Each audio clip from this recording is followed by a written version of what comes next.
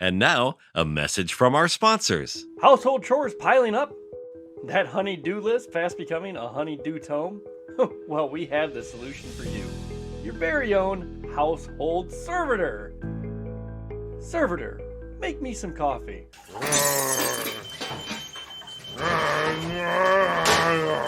Servitor, wash the car.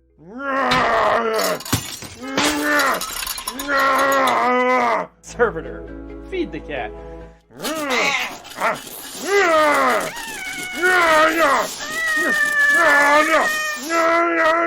Yes, sir. This servitor will do all the things. All the things you could have. No. What are you doing? No. Put me down. No. Put me down. No.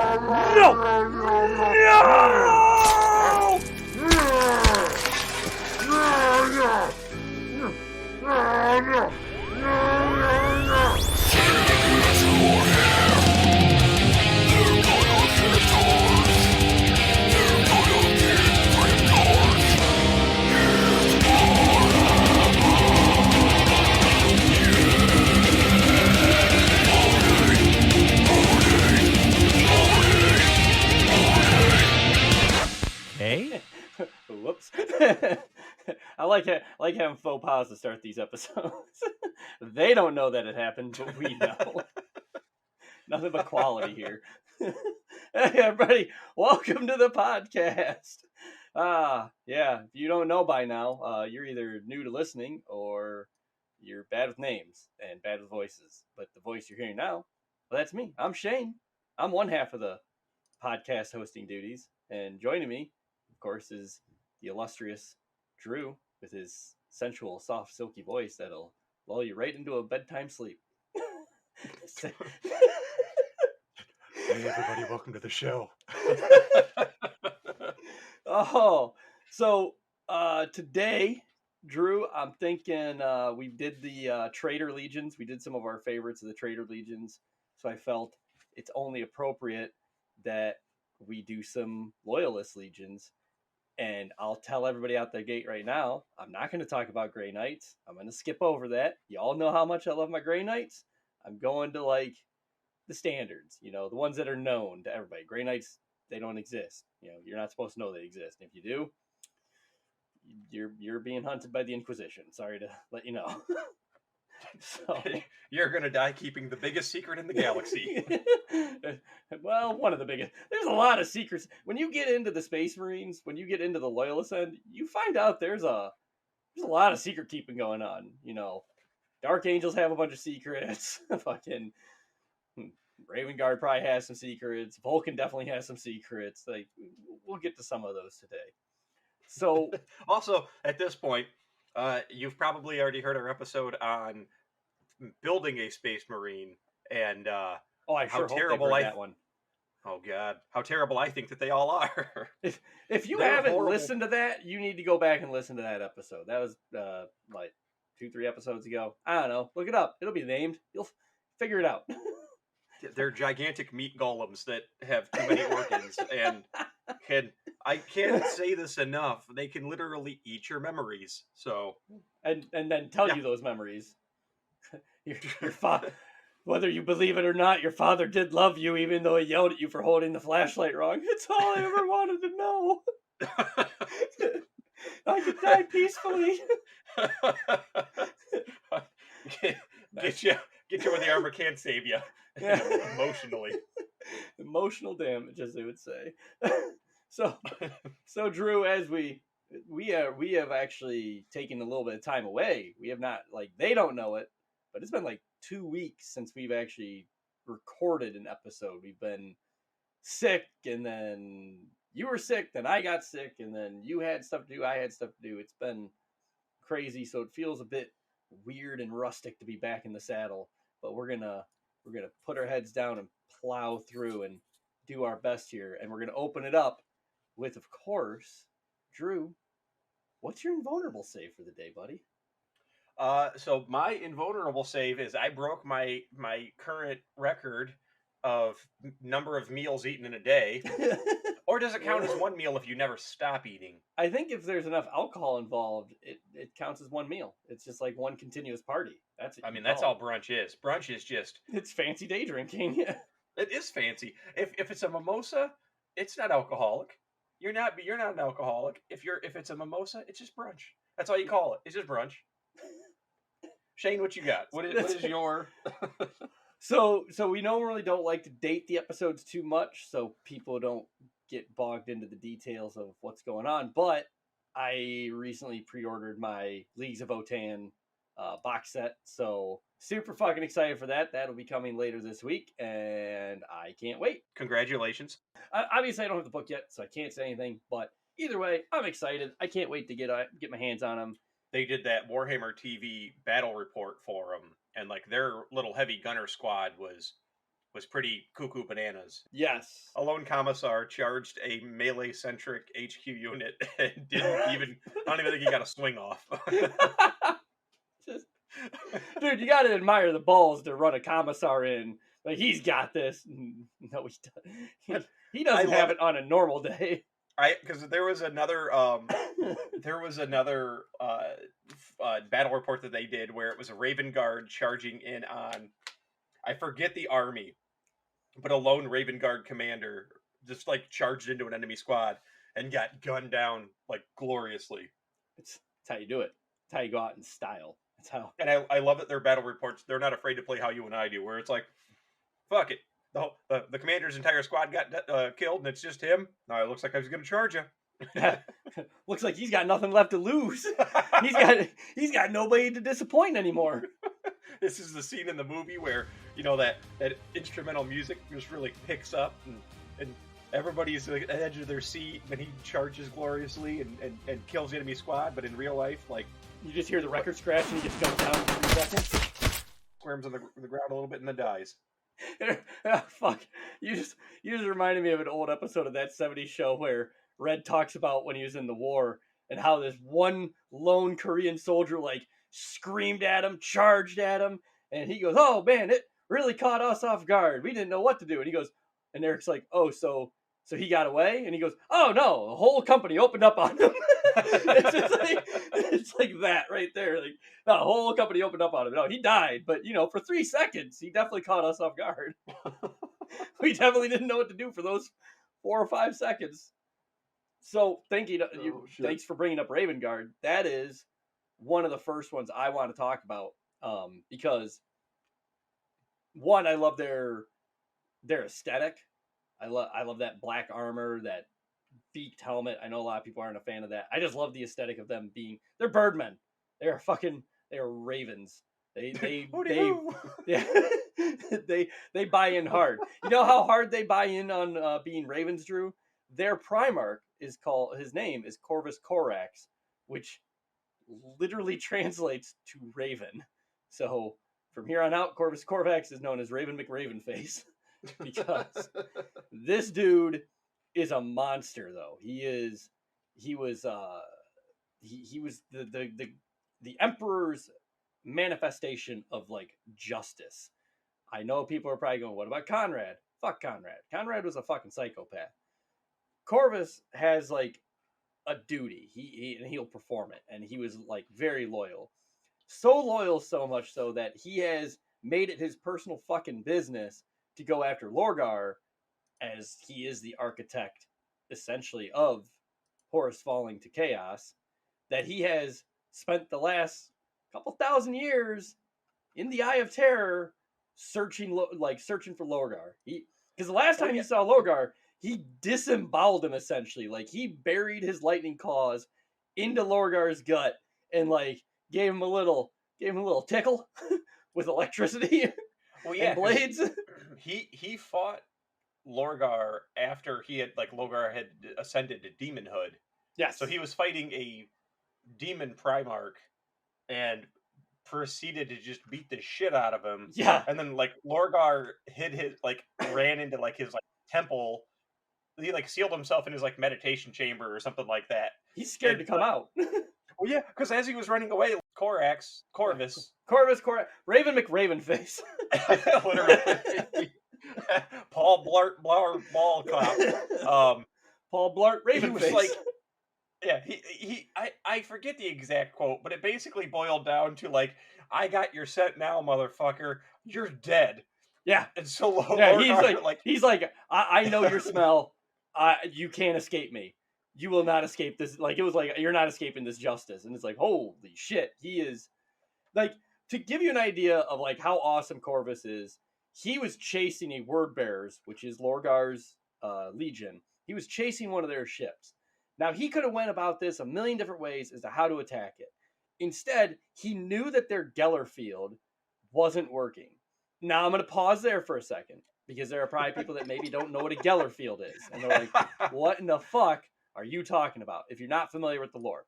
So a Geller field is what enables you to travel through the warp without absolutely losing your fucking mind.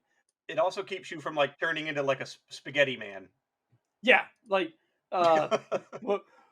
spoiler alert, like Mr. Fantastic. Oh no, that's awful looking. But like what it does is it protects the ship, allows you to pass through the warp, makes traveling through space a lot easier. Dangerous as all hell, but you know, whatever. Yeah. Well, Corvus knew that their Geller field wasn't working. His were working just fine.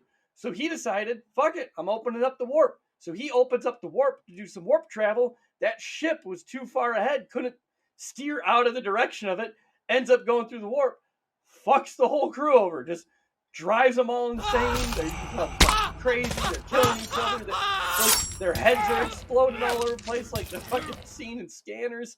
Best head explosion in all of cinema. Yo, yeah, dude. Best special effects ever. Do you know how they did that? They used a shotgun.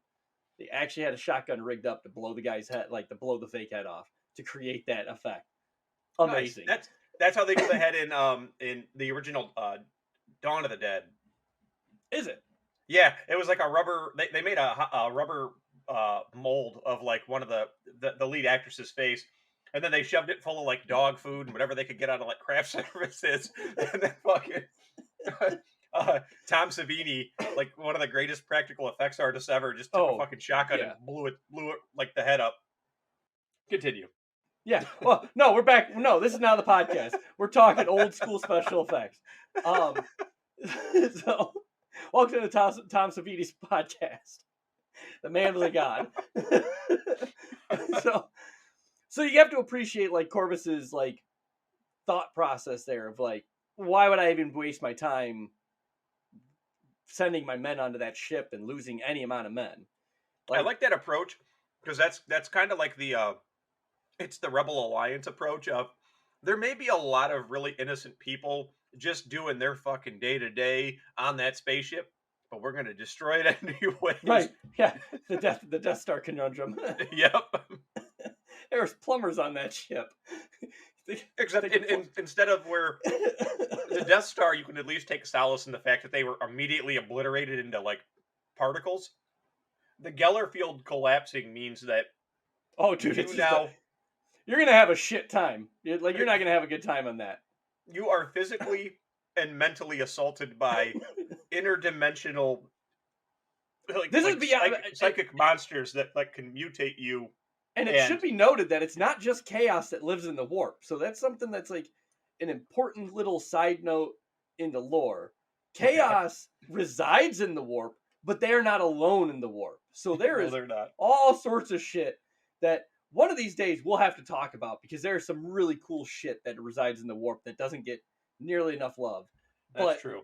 For now, keeping on point, it's just funny to me that this dude's just like, yeah, fuck it, we're going to go into warp travel. And they're all like, why? We don't even like they're right there. And he's like, yeah, just wait and see. Like, check this shit out. This is what we call a pro gamer move. Pro gamer. Enemy commander's face turned into a puddle on the floor. Go teabag. Can't teabag them if they're nothing.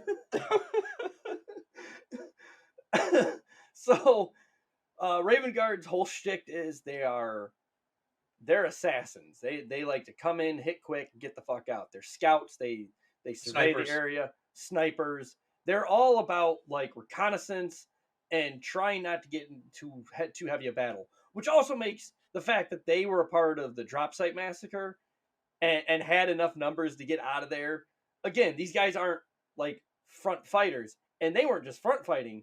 they were getting fucking fucked in the back when all the traitor elite, like the ones they thought were their buddies that weren't their buddies, showed up behind them and basically created a bunch of crossfire. So, you got to hand it to the Raven Guard on that level, that they are definitely badass. They were one of the ones that I think they were like 97% wiped out, and then they had to be rebuilt. And Corvus did just that. He rebuilt them and then promptly took them into the Eye of Terror and says, "Let's go, boys!" Like Shania Twain. "Let's go, girls!"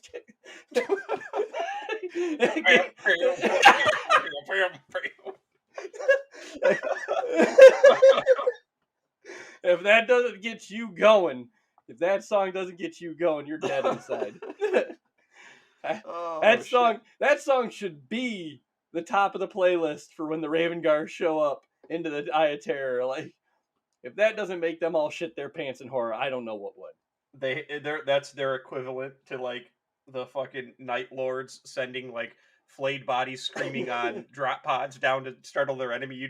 They just have that like on boom boxes dropping down for space. Oh yeah, well check this out. Let's go, girls. Corvax, you just slow pan from the ground, 2 boots hit. Oh man, dude. But they're cowboy boots with like fucking crazy spurs.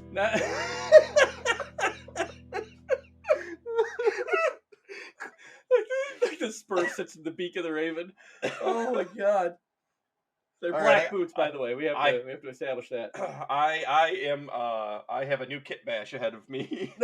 Dude, right? I just think the same thing. I'm like, I need to see this. Oh man. I need to see this be brought into existence. So Raven Guard are one of my favorites just because I really like the fact that they are just so different from what I play, different from what everybody's used to. I will say I don't see them a lot. And I like their play style that you already were talking about. Bikes. If you like bikes, fuck man, Raven Guard's all about the bikes. I think they also use a lot of jump pack infantry. Yep, jump troops. Yeah, definitely. Yeah, Corvax is big on he called it the trifold path of shadow. And it was basically like the 3 tenets of it were ambush, stealth, and vigilance. So yeah. That's badass. That's badass. I don't care who you are. That's awesome. Space Marines, it's neat to see you look at like Imperial Fists or Ultramarines. They're wearing bright yellow armor, bright blue armor. And to me, like for a Space Marine, that makes sense. Like they're literally like the modern day knight, in that knights weren't trying to be hidden. They were literally wearing their heraldry. They wanted to stand out, and like they were protected, and it was like a nobility thing. And like Space Marines, I've always seen it as like that's kind of the same thing. They can go to battle wearing bright blue armor with gold trim, and they're gonna stand out amongst the trees or the desert or whatever because they don't fucking care. You're gonna have to try to penetrate like 4-inch thick ceramite armor that's state of the art, and the entire time they're firing a grenade launcher like it's a fucking machine gun. So they don't care. They're just gonna march. They wear their cover. I've said this before too. Like Space Marines are literally wearing their cover. So what do they care? Yeah. And then to see a chapter that's like stealth, infiltration, like and they use a lower end armor. Like they use the Mark 6 version of the armor because they like it, because it's a little bit lighter, a little bit faster. It had more, like lore wise, it had more gaps. Game wise, it doesn't matter. It has no bearing. But like in the lore, it was a lighter, sleeker armor, and it had the beak helmets. And they just were like, they're like, hey, we got some new armor. Like, we don't care. This is our jam. Don't bother us. It's like, okay, all right, cool, man. I guess this is a protective better. Like, this is faster.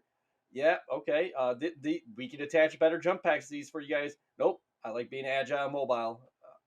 Fucking, you know what? I give up. Yeah, they're like they're like the crafty veteran that's just like, nah, I'll learn how to operate her real well. And then they're just like stroking their like outdated weapon, like their firearm. But you're like, all right, man. Also, I need to also point out to Corvus, the Primarch, Ravenface. He looks like how I would think the lead singer of Typo Negative would look if he was existing in the 40K universe.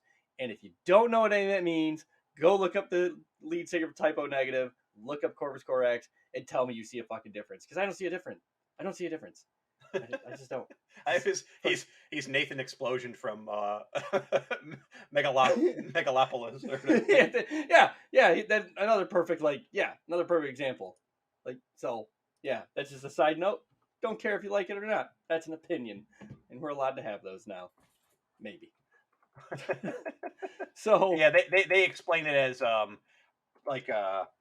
he has pallid skin and unsettlingly dark eyes. Yeah, so he's like that's kind of like that's how he's fucking described. goth personified. Like that's what he is. He's like the personification of gothic, like everything. Like he belongs in the 40K universe, like bar none. Like fucking look at him. He's super gothic. He's like, I'm the ultimate goth.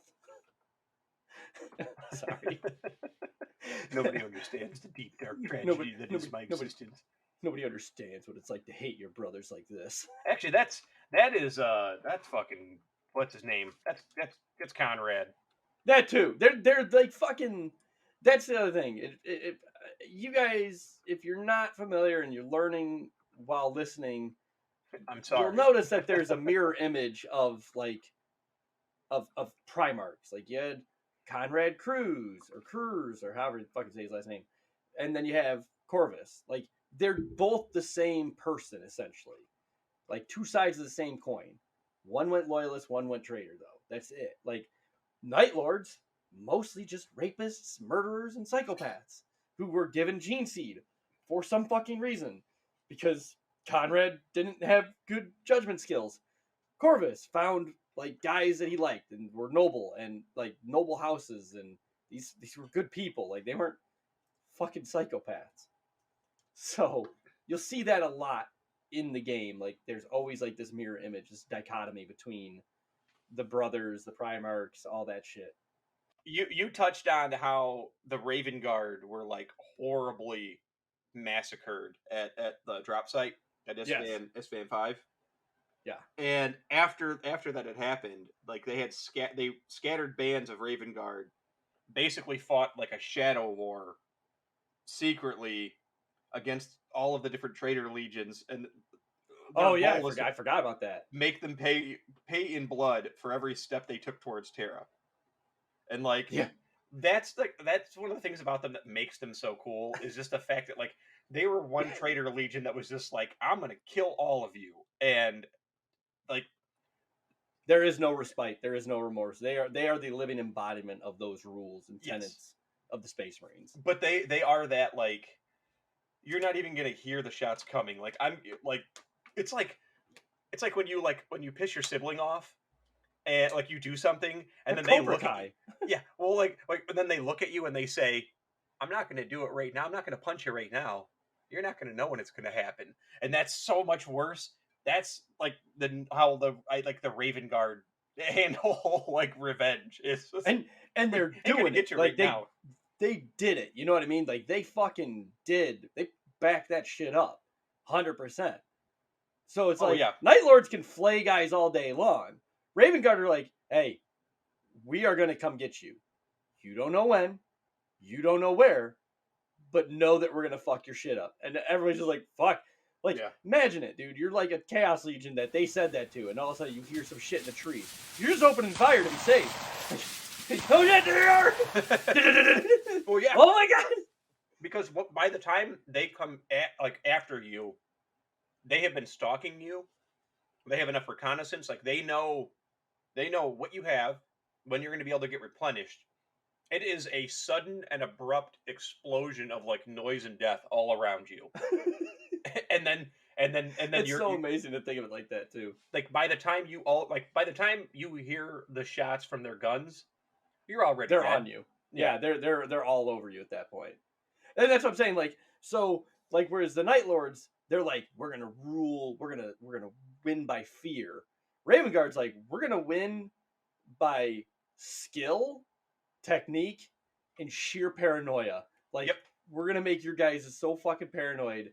And you know what the thing is? I wouldn't be surprised if like every now and then before like they really engage him. They let him see like one Raven Guard. Like they just and he just disappears into the shadows, and they're like, I fucking dude, he was there.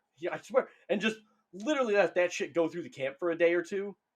Like, dude, they'd all be on edge constantly. Mm-hmm. They wouldn't and that's all it's gonna take is just one well placed shot to send them into just absolute disarray. Yeah, I mean, that's like their whole MO.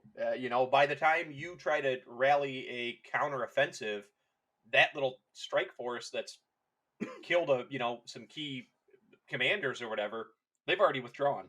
They're ebbing and flowing all around you, and it's like, what can you do?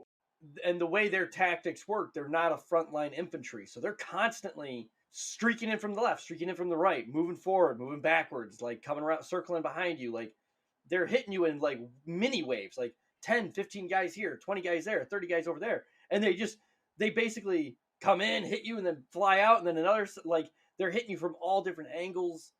They're just, dude, could you imagine like jump pack infantry just coming crashing down in the middle of your war camp? You're fucking paranoid as shit already because you know they're coming. Now there they are in front of you, and then they kill 30 of your dudes and then bounce out, and then you're like, what was that? And then all of a sudden out of your left flank comes like 30 fucking motorcycles, dudes on motorcycle, like these juiced up fucking motorcycles. They come run through, they run your guys through, shoot a bunch of your guys, and then just keep on going past you like that you don't exist.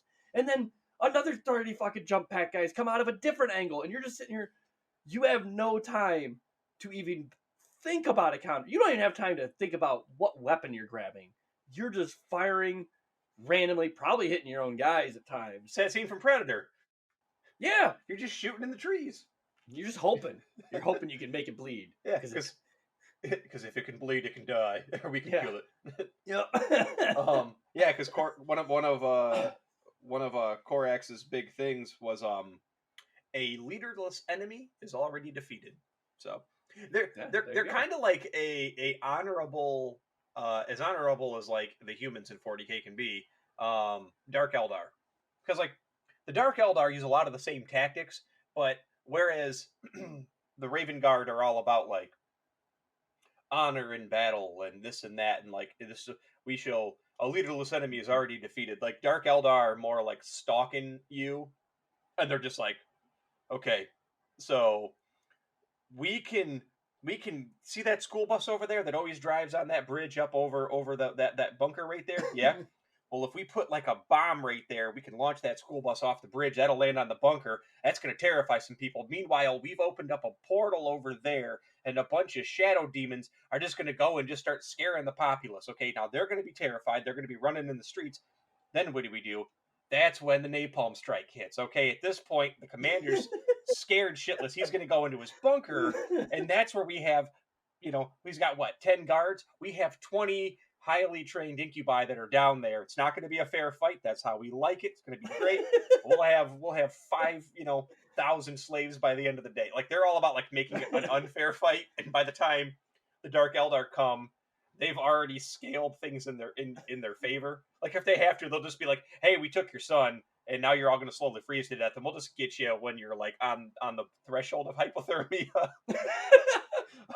We want to get you right before the frostbite really sets in, because we need your muscle tissue still in good order.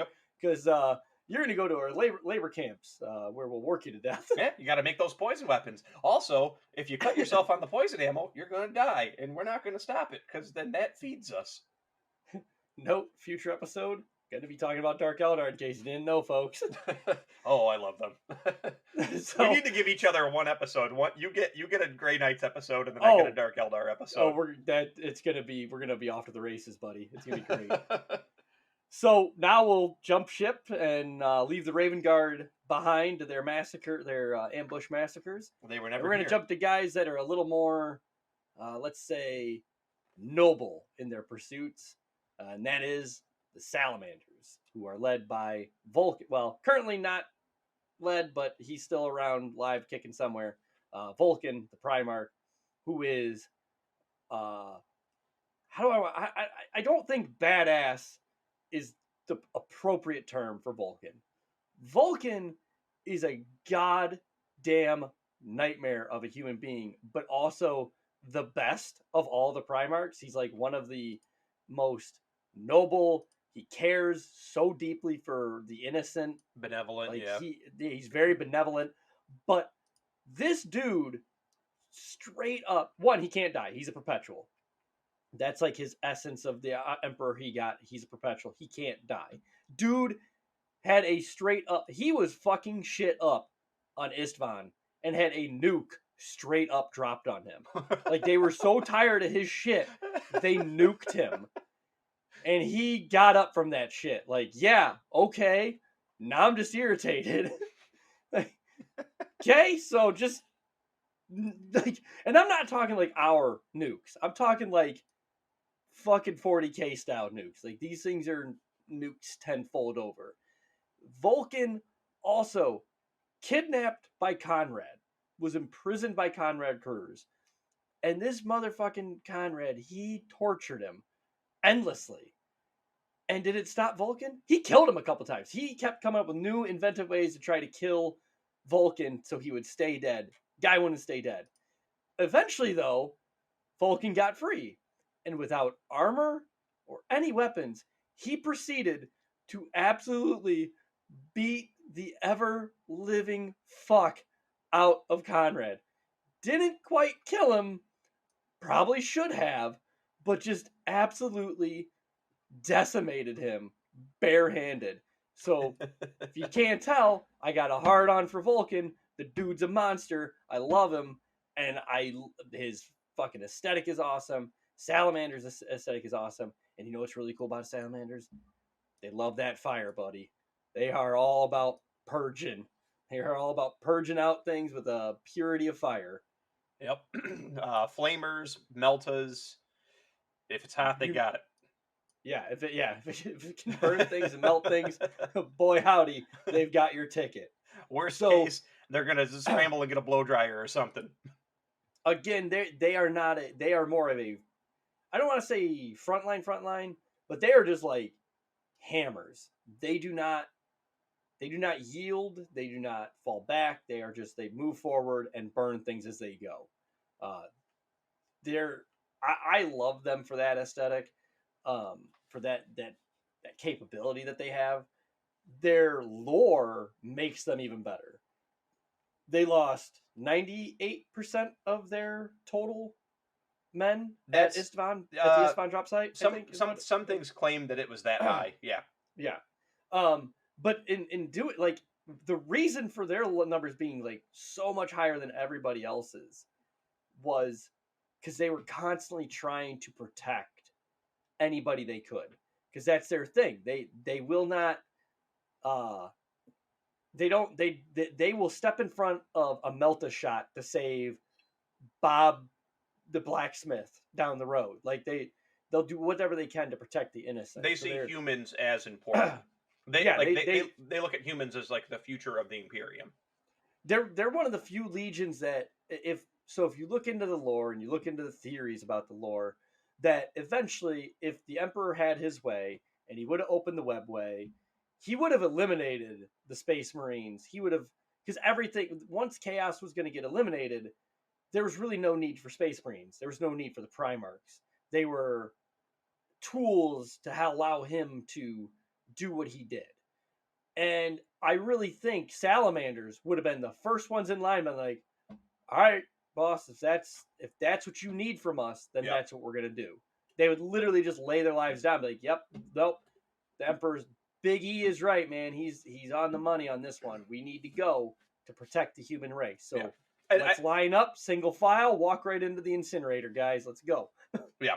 And I'll real quick, I want to touch on that. And I'd like to do, I want to do an episode eventually on the Emperor and kind of like our thoughts on his motivations. But what you touched on there, I got to get this out, is that's even reinforced, I feel like, if you look at how,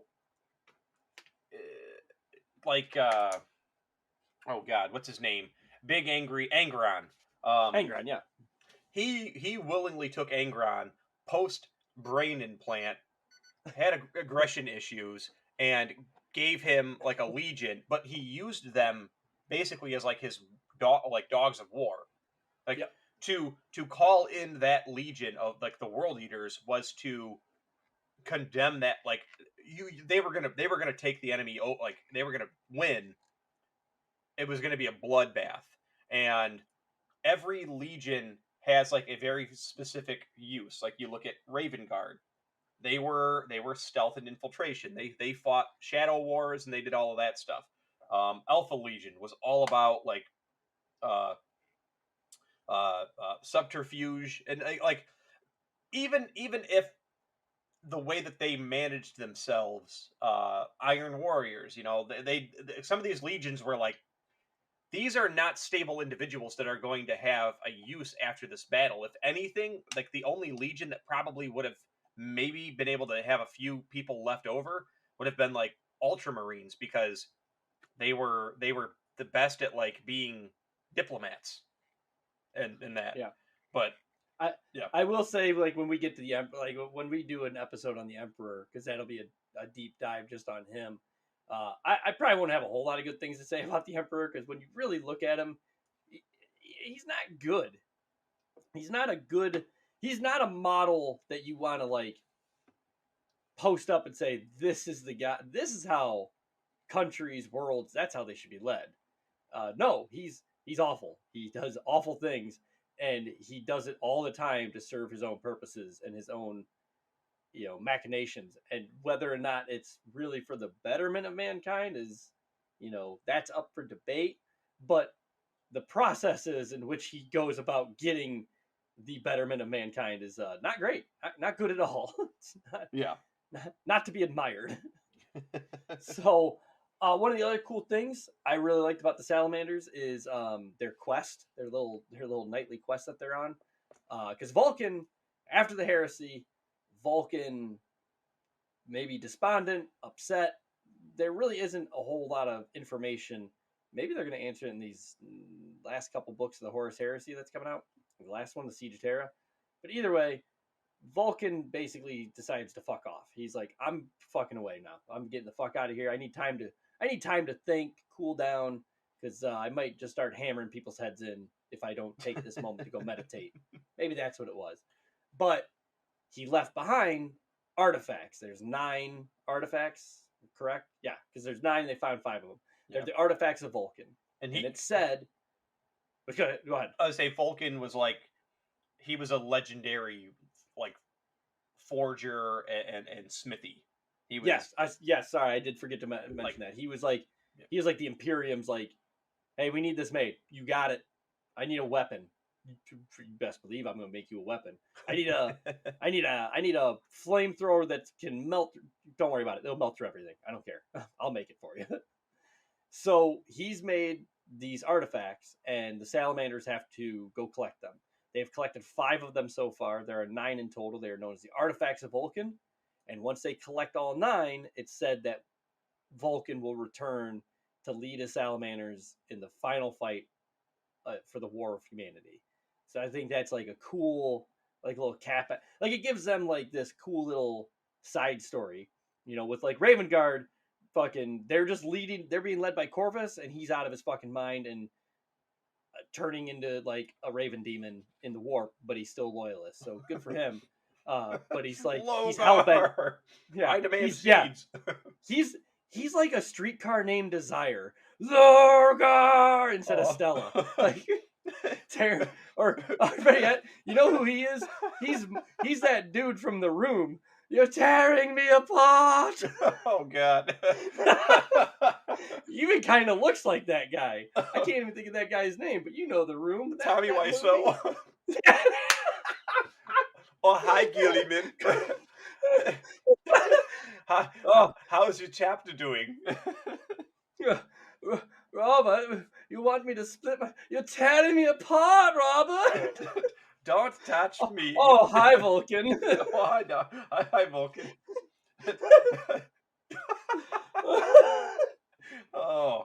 And there it is.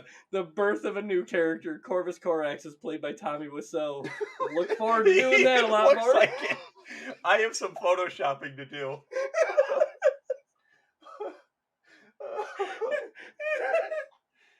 Jesus Christ. Uh, Corvax, what happened back there? I did not shoot him. I did not. I did not shoot him. I did not disembowel him. I did not. It's fucking bullshit. It's bullshit. Logar, come out of your temple. You just chicken. Chop, chop, chop, chop.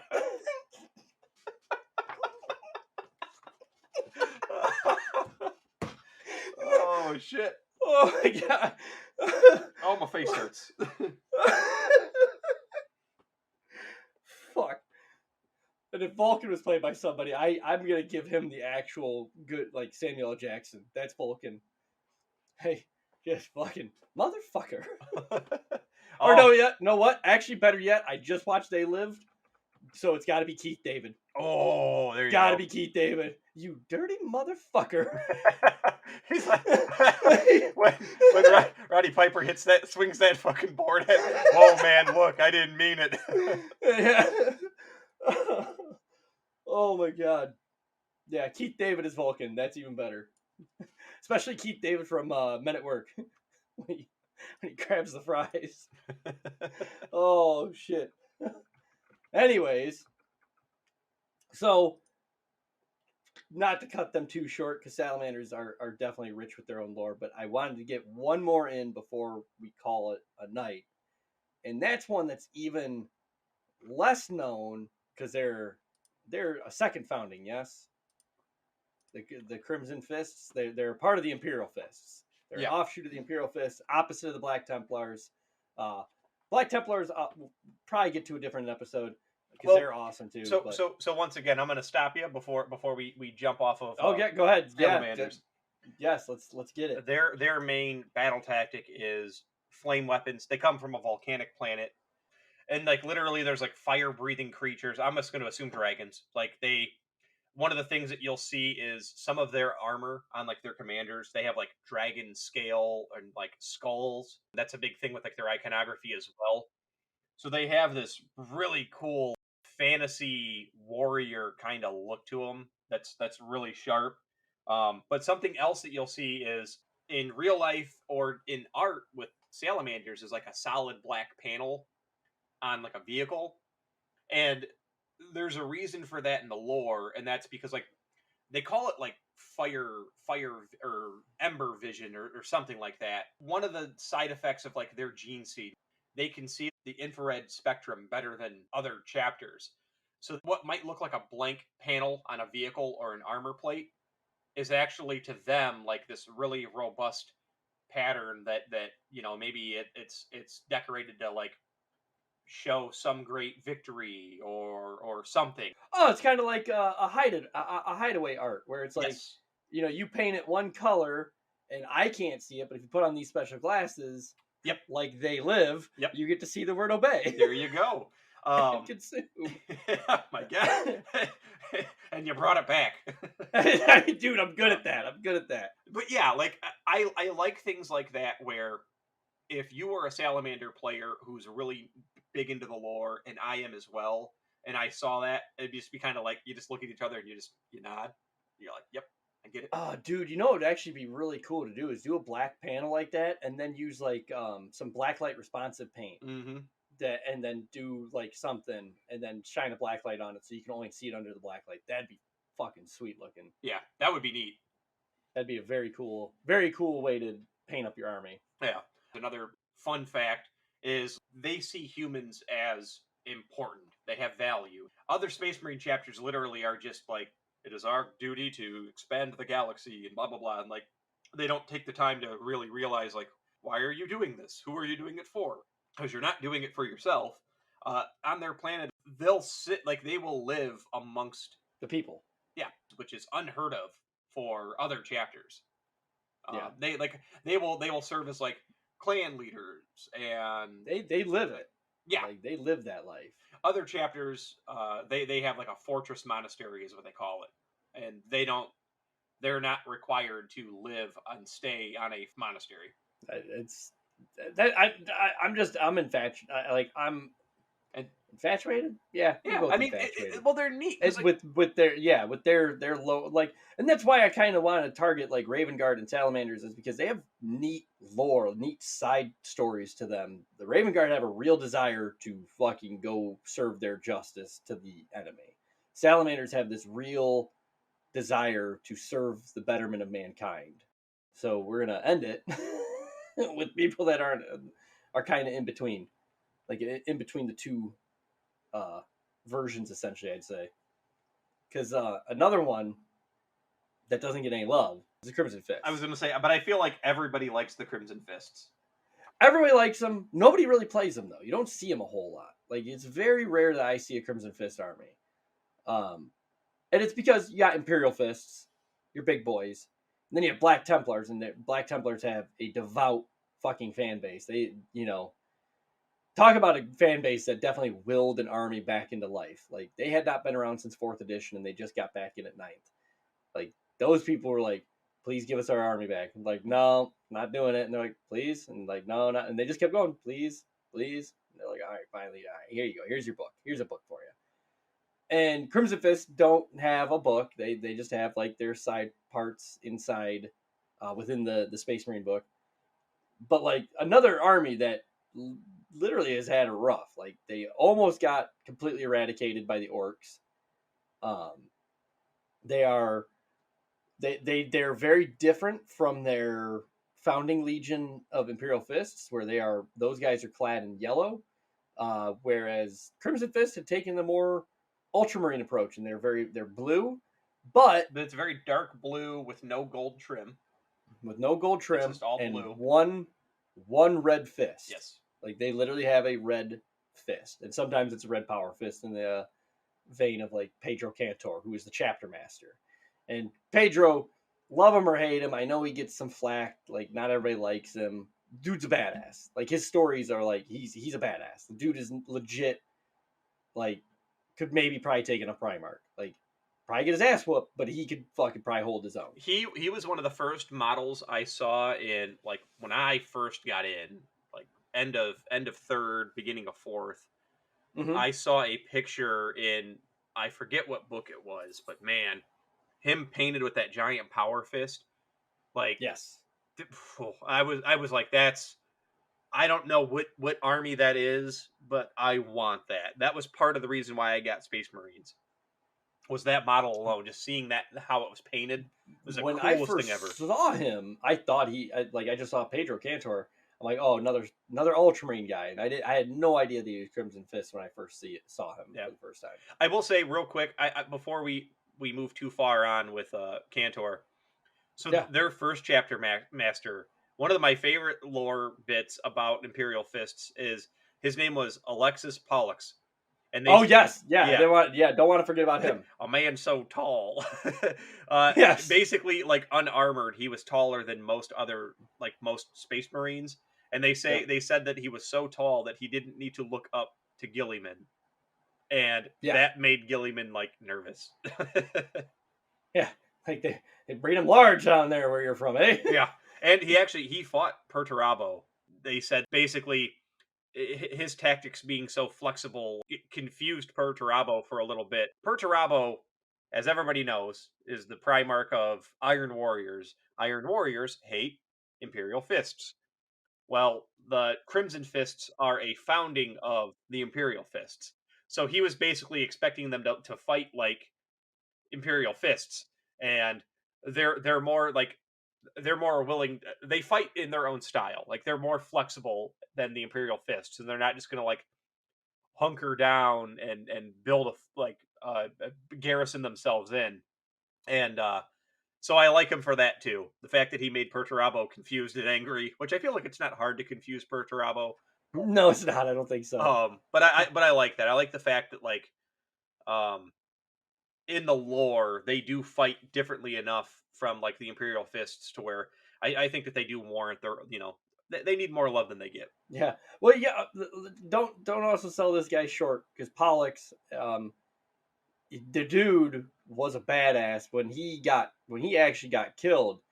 Like, he got shot up with some nasty poison from, I don't remember. It was some random alien race that they're fighting, and he fought that shit for like days before he finally like gave in. But he made sure like they had actually like were in a good place strategically in the war. So here, hats off to you, Alexis Pollux, for being a badass of badasses. Yes. The Crimson Fists, I should say. So they were fucked over by the orcs hard. Orcs had a hard on for Crimson Fists, and they wanted to give it to them all the time. And they almost did it. They almost wiped them out and whatnot. And of course, Pedro Cantor. There's a story where he like it's just like him and like maybe a handful of guys survive for the Crimson Fist, and they were ready to like well, we're just gonna roll you guys in somewhere else, and we'll cut. This chapter will be dead. And Pedro Cantor was having none of that. And he brought the fucking Crimson Fist back just to have them get their asses fucking plowed in again, but not as bad. But I think it's one of those things. I just want to get this thought off my head though. Is for as much as they have fought the orcs, I find it weird that they go by Crimson Fists and not the Chartreuse Fists, because they are just covered in orc blood, like constantly. Like that's who they fight the most is the fucking orcs. So I think that a Chartreuse, even though it's an ugly ass color, but it fits. It's green. I think they should be green with a red fist, maybe. I don't know, or maybe a green fist, because they're fisting those orcs so fucking hard. But that's just my opinion. Right up the orc poop chute. Do orcs have poop chutes? Oh boy, yeah, I gotta think so. I mean, they eat, so it's got to come out, right? I mean, I guess, but well, then again, they're spores, though. Right. God. So, does a salad? Anyways, that's deep. Well, I was gonna say, yeah, one before I derailed that whole thing. Sorry. I don't want to Google another weird thing, but I might have to. No, but yeah, they were at one point reduced down to only 128 Marines. And another really cool lore thing is that is why to this day their first company is 128 Marines strong. Yeah, they honor that shit. You talked about the siege of Rindsworld when the orcs came and like just wrecked out the place. They did. There's a land raider called Rin's Might. All of the crew piloting this thing were killed. And apparently the land raiders like machine spirit became enraged. And so it proceeded to continue fighting all by itself autonomously against the orc forces. And when the orcs finally like took it down and disabled it, it opened all of its doors to lure the orcs in because they like to loot enemy vehicles. And then it sealed the doors and vented plasma into its compartments to kill them. And the Pedro Cantor model is really cool. Have they ever updated his model from the beginning? I haven't seen any update on him. I mean, I've seen a lot of kit bashes. Yeah. I don't know. We may eventually. There's talk about like a Space Marine 2.0 update coming for 10th edition, whenever that's going to hit. So yeah, I saw that. That we'll see. I don't know. That's a disappointment to me. Yeah. But you haven't even finished the other 9th edition books yet, and you're already giving me a 10th edition style Space Marine. Come on. Yeah. But I mean, I like them. I think that it would be neat if they redo all of those little codex supplements. I mean, give us an updated Cantor as a Primaris. Like that would be cool. Yeah. Alicio Cortez, like his first captain, that could be a cool model. And like he's never had a model, but like his whole thing is he's kind of like a Achilles, basically. Yeah. He's kind of known for being like unkillable, and Pedro is like legit concerned of like what will happen to the morale of my soldiers if he finally dies. So they have some neat stuff. Like I don't know, if look into them, people. Yeah, they're definitely worth the look. If you've ever seen the movie 300 and like our arrows will block out the sun, well then we'll fight in the shade. Yeah. Cortez. That's Cortez. Yeah, like he literally like he gets his arm cut off, and he's famous for looking at Pedro and just saying, I haven't lost an arm, it's right over there. I know exactly where it's at. It's just not attached to my body. Like, yeah. So we'll get it later. Yeah, like they've been through some shit. I always look at the Crimson Fists as like they're always just getting the shit beat out of them. It's like the Lamenters, I think, are another one or chapter that's like famous for always just getting kicked down, and then getting back up again. They're like they're tub thumping. Yeah, there are two chapters that like Games Workshop is just not afraid to like have them get the shit beat out of them. Like, you look at like Ultramarines. Oh no, like an entire hive fleet is attacking their home world, but in a valiant effort to save the day, the Ultramarines came out victorious, stronger than ever. And it's like, they're like Superman. Meanwhile, freaking the Crimson Fists are like a gritty like war story where they just now got over the shell shock of their previous battle. And then now, like, half their men just got gobbled up by a giant space monster, and they're like, God damn it, we're going back in. we can't quit now, man. Looks like we're having calamari for dinner. It's like, oh my God, they're nuts. Oh shit, dude. Yeah, Crimson Fist. They don't have a whole lot of deep lore to them, but the lore they do have is really cool. Yeah. Their army is cool. They're a part of the Imperial Fists. I don't think you need much more than that. Like they're fucking second to the Black, like they're right there with the Black Templars. And if you're a fan of Black Templars, like, granted that's just weaponized religion, like to the T. It's all Black Templars are, because we'll get into those probably in the next episode, because I do love my Black Templars. But yeah, I think that they honor their dead by they have a monument, and basically with their name on it. And what they do is they cut their palm and leave a bloodied handprint on it. Again, going back to the Crimson Fist thing. Yeah, they fucking take that shit like to heart. They're very neat. That's why my chartreuse fist won't work. They couldn't do that. Although they could just like disembowel a fucking orc and like smear their hand in the green and then fucking handprint it. Like, I killed this one for you, brother. I did it for you. Oh man, Timmy, no. Oh shit. Oh no. So I think. Oh no. one of the Crimson Fist scout snipers took a shot at an orc against orders, and then was later lobotomized into a fully conscious gunnery servitor as punishment. Oh, wait a minute. But then apparently he wasted a shot against what he'd identified as the orc keeping the invasion together. He was told not to risk. The failure was too high. If the orcs were alerted, they would swarm and almost certainly kill the entire scout force. So, he took that shot anyway. Yeah, and the orc had a shield. His commander was killed in the clusterfuck of withdrawing. Oh no. Well, you win some, you lose some. Yeah. Like can't all be winners. He now has a Crimson Fist and a soft brain.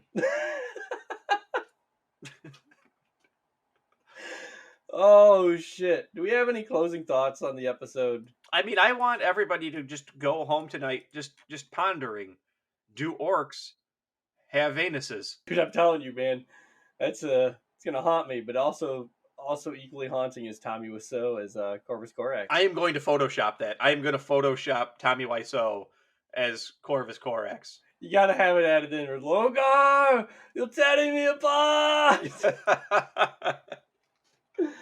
Oh shit! Oh, if this episode does nothing else, I hope you at least found that portion as funny as we did. That shit's still making me laugh. My face hurts from smiling so much about it. It's amazing.